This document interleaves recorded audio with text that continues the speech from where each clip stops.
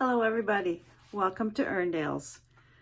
I am Dale and this is my Erndale's channel, and we are coming to you today from Western Manitoba, Canada, where it is a bright sunny day. I've had to try to figure out which way to point the camera where the sun wasn't going to just overtake everything. It's washing me out, which is fine. Let the sun wash me out all at once. It's nice to have the sun. It's been actually really nice weather. We've had a lot of mild temperatures, not a little bit of snow, but not a lot. But it's just nice to not have to really bundle up a lot. I've been wearing my fall coat instead of my down winter jacket. So that's been kind of nice. So here we are, first video of 2003. Wow.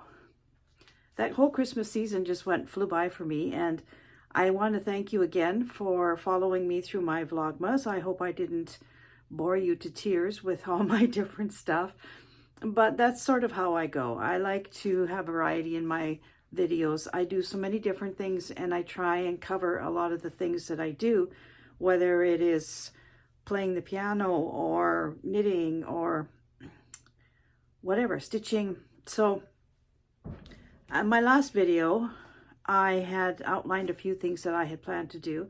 And the video before that, I think I had said I had great plans for a bunch of knitting things that I wanted to do. And I still do want to do them. However, my body has kind of shut me down as far as knitting goes. When I was working full-time, I developed a really rotten carpal tunnel. Never had it fixed or anything. But since I've been retired, it's been actually good. I haven't had that many problems with it, but I think, you know, knitting is a repetitive activity on your hands, and I'm kind of doomed in two ways. I have carpal tunnel on one hand, one wrist, and then on my right arm, I get lymphedema because I've had a mastectomy. So I have to be really careful, and I was knitting away, trying to, you know, really get into my big list of knitting projects. And all of a sudden my wrist started killing me and my arm started swelling up. So I listened to what my body was telling me and I stopped. And I haven't knit for over a week now. And I'm still wearing my brace and I'm still wearing my sleeve. But it is getting better. But I think I'm going to give myself a month of no knitting or crocheting or doing any of that kind of activity with my hands. So what I am doing is I'm stitching, which doesn't seem to bother me so much if I keep it to a reasonable amount of time. One day this past week, I was stitching for 3 hours. I didn't realize the time had gone by that quickly. I was having such a great time, and I could start to sort of feel my arm starting to swell. So I have to be careful. I don't want that to get out of hand, because if the lymphedema gets out of hand, it's not fun. Anyway, all that aside, I have been having a really fun week doing some new projects that I had started on last video, or I talked about. I actually hadn't started them. And I've also I've gone down a different rabbit hole entirely. I've started to, when I did that little gratitude journal, it sort of got me back into the feeling that I wanted to do more junk journals kind of things. And I have a few people who I want to do gardening journals for. They're gardeners and they keep records, as I do. I want to do one for myself as well, but I have a couple friends who are really avid gardeners, and I know they keep records every year of their garden activities. So I thought I would start there with a couple of garden journals. And I wanted just to see, you know, what I could do with that. And I watch a bunch of videos, just like you all do. I know that. We love our videos, right? Our YouTube. And I came across a lady by the name of The Paper Outpost, and she was showing, well, actually, I've seen several people doing this. They were turning paper bags, brown paper bags, the grocery bags, into leather, faux leather, not real leather, faux leather. Of course, it can't be real. And I was amazed at the transformation of a paper bag into what it looked like when she was putting it on into a journal or on a journal cover. And I don't have any paper bags, but I do have really beautiful flowery wrapping paper that is actually quite old. I got it at a little secondhand store in the next town over. It has this little charity kind of store where people bring stuff. And I was wandering through there. I go through there every time I go grocery shopping. I pop in there just to see what they have. And I was wandering through there a couple of years ago, and they had a trolley with shelves, and there was a stack of really pretty wrapping paper, and it was still in packages. And I'll show you in a few minutes what I mean. But it's the old stuff, the really thick stuff. It's not the junk that you buy now at all. And so I grabbed it. It was like 30 cents a package. So I took all they had, of course. And so this is what I wanted to try and do, this procedure where you turn paper into faux leather. And wow, was that fun. I can't tell you how much fun I had doing this. And so I want to share this with you, because if you are like me and you want to, try and make something for a gift for somebody, I wanted this paper to be the cover. It's so pretty, and it's flowery, and it's just gardeny, So I'm going to show you how that was done, and you won't believe how easy it is and how beautiful it turns out. The only difference, and I'll explain the difference, I won't tell you now. And then I completed my little gratitude journal, and I've been writing in it every day, and I can't believe how easy it is to find things to be thankful for. At first, when I was first starting, I thought, oh, that's going to be hard to think of something every day. Not the case at all. I have a list of things every day now, because my mindset is on positive, not on negative. And I could write pages about all the positive things of my day, and I never thought of my day in that way before. So it's been a really uplifting experience to do that, and I've enjoyed every minute of it. And the other thing that I did start is my stitching journal, which I feel like I have to sneeze. Hold on. Yep. Well, as soon as I get anywhere near sun, I sneeze. Anyway, what we're talking about, stitching journal. I did start that, and I had showed you the layout of it, and I've done the first week. On the third day, I decided to do a picture in my head, and I haven't quite completed that one, but I have finished the other ones. And so I am going to be starting on the new week now. So I'll share all that with you. And I think the other thing I want to mention is another exciting thing that happened. I follow Alice from Soxy Nana Alice. She's a local, actually. She's in Winnipeg, Manitoba, close to me. And she does a lot of different things too. But I was on her YouTube station a couple of days ago. And they are somebody, I don't have all the details on this yet, but I hope to soon. There's a traveling spindle, a spindle for spinning yarn, wool, going around, and she had it, and she was demonstrating how she was working with this traveling spindle. And she asked if anybody wanted to be the next recipient of the traveling spindle. So you have it for a few weeks, and you try it out, and you work with it, and you take some video of it, and then the next person, you send it to them, and this spindle just travels around. And I'm getting it next. So I'm so excited, because I have worked with a spindle. I have one, and I have not been very successful with the one that I have. This one is the Russian kind that has like the little bowl. And so I'm really anxious to get that little spindle and see what I can do with it. But you'll see video of that coming up. So let's go and have a look at what I've been up to. So I started a new cross-stitch project. It is the Fox from A Year in the Woods. This was the first pattern in the series. I think there was 12, yeah, one a month. It was a stitch along by Cottage Garden Cottage Garden Sampling, sorry. And I'm not doing all 12 of them. I'm going to do a few of them.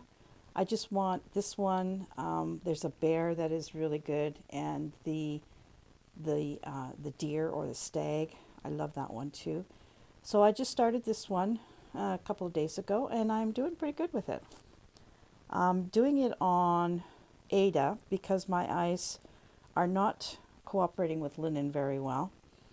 And so this is a 18 count Ada that I dyed myself, and it's actually working up quite nicely. I'm quite pleased with it. So that's one of the stitching things that I've been doing, and it's been nice just to sit here, and I love to stitch in the um, evening in particular, but actually I find it relaxing at any time. I put some classical music on and I just sit here and zone out and stitch, and it's very peaceful and calming activity. I really do enjoy it very much. So that's my fox. It's coming along pretty good. And then I'll take you over to the desk here. I did finish my journal, and I'm going to just show this to you. Oh, I guess I gotta do a little adjusting here. Hold on. There we go. And I gotta pop you back. Oh, still. So this is my, there. This is my gratitude journal that I made. And if you remember, I had a little piece of hand piecing that was done by my great-grandmother years and years ago. I don't know how I got it. I think my aunt gave it to me. And so I was embellishing it. I put buttons and I stitched in red all around very lightly. I didn't want to overdo the work of my great-grandmother. I've just added some stitching in red. And I wanted to make this into a gratitude journal. And so I did. And it's a very plain, I didn't want anything fancy. I just wanted extremely plain. And so this is my journal. And I'll just show you the inside of it. Even the closure is simple. And it's very plain inside. There's nothing, I just did gratitude. And then I put, cover is hand pieced by Effie Owens, my great-grandmother, journal created by me, and the date. And then I've just been writing in it. I've been just journaling my gratitude every day, and I've loved this so much. It's just been a really nice little thing to do at the end of the day. Closure couldn't have been any simpler. The binding is exactly the simplest binding you could ever do. You don't have to poke through the spine at all. You just wind this around, and then your signatures are just woven in there, and they're removable. And that's why I did it this way, because if I fill this up, I can take those out and put them in a binder or something like that, those pages. And I can fill it up with new pages and then just keep on going. I even have a marker where, like a page marker thing here. So yeah, I've really enjoyed this, and it's nothing fancy. I didn't want it all fancied and junked up with little things. I just wanted it to write my thoughts down for my gratitude, and that's exactly what I'm using it for. So that's been a pleasure. My little great-grandmothers contributed to that one. And then I've actually cleaned up my studio a little bit. I have I'll move this out of the way. I have my plant stand. Well, this is my seed starting stand here. I brought this up from the basement because I am going to be starting seeds. Not yet, it's a little early, but I want to, I usually started them down in the sunroom, but we've put an awning on that window now, and it doesn't get the sun like it did. So they're going to start up here. And I have some grow lights that I add to it, so that's good. And then here in the nook, this has become my journaling station. So I have all my papers and stuff, and then I've got this door. This is actually a door off of one of the bedrooms in the basement. it's resting on these drawers, so that's all full of paper and stuff. So this is where I'm going to be making my journals in the new year. Oh, and then I have my stitching journal. I'll have to show you that too. So here is my stitching journal, and if you didn't watch my video, my last video, that's where I explained this whole stitching journal thing, but I'll just tell you about it. Each one of these, this is a month. This is the month of January, and each one of these little blocks represents one day in the month. And so I'll just pop you a little closer here so you can see better. So the first day I put 01/01/23, so I knew that that was the first day of the year and also the month. And then this would be the second day. This is the only block I haven't finished. I was drawing a picture of a road, snow, mountains. These are all French knots, believe it or not, and the sky. And I don't like this, so I'm going to rip all of this out and do this.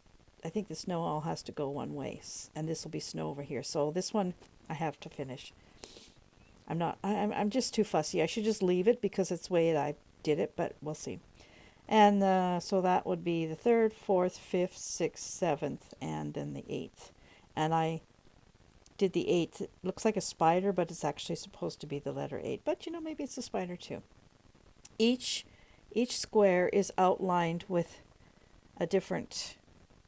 with the same colors. So I'm outlining January with two threads of blue and one of white. And then in February, I'll change it to probably red for Valentine's Day. I'll outline all the things. So this is the way it's looking so far. And I have to say, I am really enjoying this a lot. It's challenging, and then you have to think of what am I going to do today kind of thing. But actually, I'm not really putting a whole, other than this one here and this one, I have not put a whole lot of thought process in it. I just pick up a needle. I got, pop you back out. If you see, I have thread like everywhere. And this is just scrap thread, things that I have left over from projects. This whole ball here of thread, actually I've been pulling out of it, and I'm using quite a bit of it. This is from my childhood stitching basket. And so it's all matted up, but it's actually coming out. I'm just pulling it out. So I'm using up a lot of material that has just been sitting around for a long time. None of this is DMC. This is all just junk thread, really. And the only thing I did change from my last video was the fabric.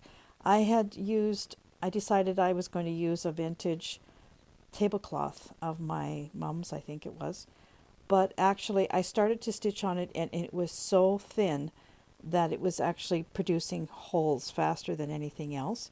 So I switched to I had in my linen closet way at the back, I had an old dust ruffle from a bed back in the days when dust ruffles were popular. So I cut it up, and I'm going to use the whole thing. So I'm going to be doing this for a year.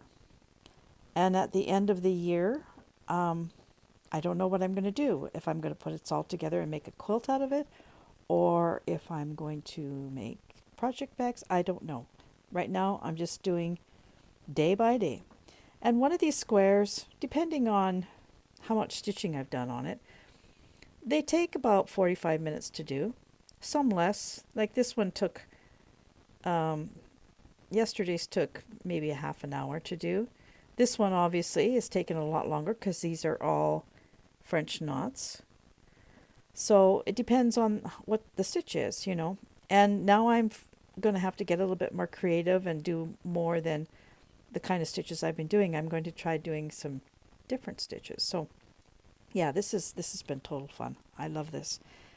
And it's not too late to get started if you want to do one of these. And this came from the idea, actually, my idea came from Sarah from Fiber Trek. She was starting one of these, and she was inspired by Karen Turner. She had seen Karen Turner doing this on her blog. So if you want to look up those two ladies, I'll put the links for them in the description below and you can look up and see. But this is the idea. So now I think it's time we should make some faux leather out of paper. How about that idea? So I just wanted to show you some of the beautiful papers that I got for 30 cents. Look at that.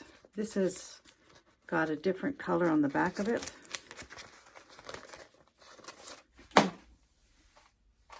Of course, I would have to drop it. See, it's this color on one side and this on the other. This one is quite thin, but it's still a beautiful. Look at them. Aren't they gorgeous? This one. And this one. Did I show you this one? This one's really cute. Let's make a great garden journal cover. But the one that I really want to do, and I'm going to do that one with you, is this one. It's still in the package, and from Eaton's, which is was a big Canadian department store, which hasn't been around for at least 20-25 years here in Winnipeg, or I mean in Winnipeg. So this is the one that I want to do.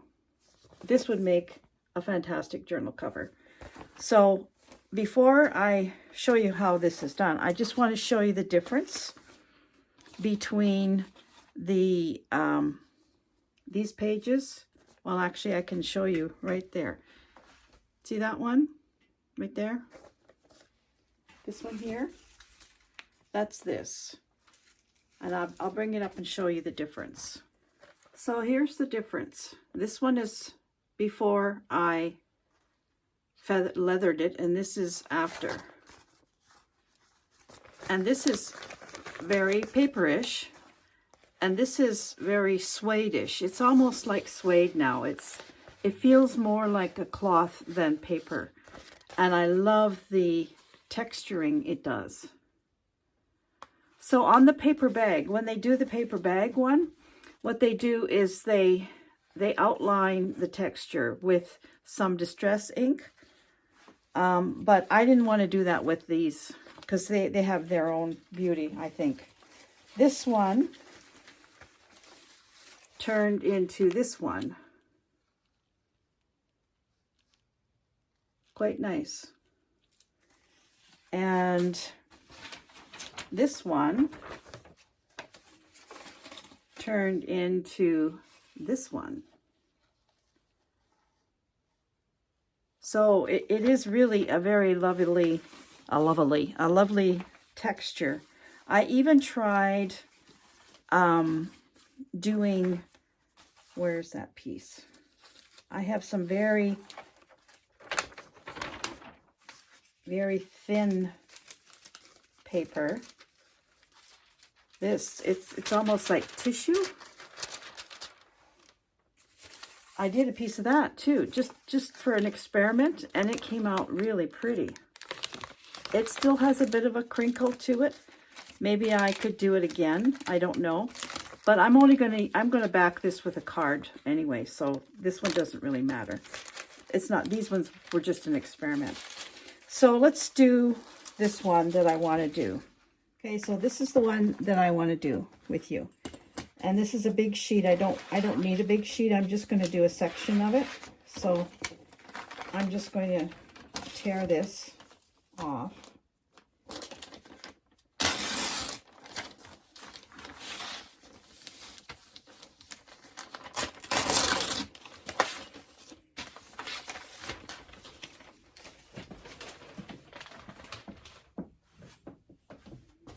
Okay, so all you need is the paper itself.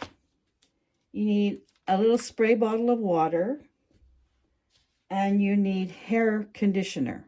I'm serious, hair conditioner. I'm just using a cheap Down Under natural hair conditioner. Okay, so you take your paper and you ball it up, crunch it up really good. You want a lot of crunch. Now, because I'm using wrapping paper. It's not as strong as a paper bag, obviously, but so you have to be careful that you're not going to tear it. So don't be too rough with it if you're using wrapping paper. And I'm sorry about the crinkle, the crunching noise.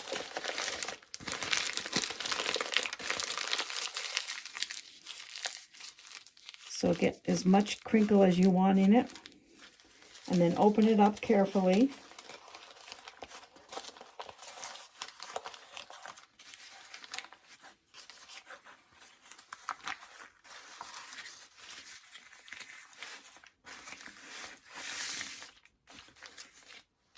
Smooth it out a little bit. And now comes the fun part. You're going to spray your hands a little bit with some water. Get your hands wet. And then you're going to put some conditioner, whoops, on that. And you're just going to rub it on gently on your paper.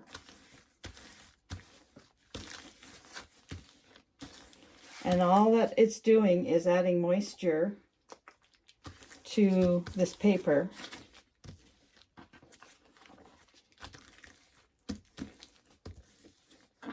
And then take it and crunch it some more.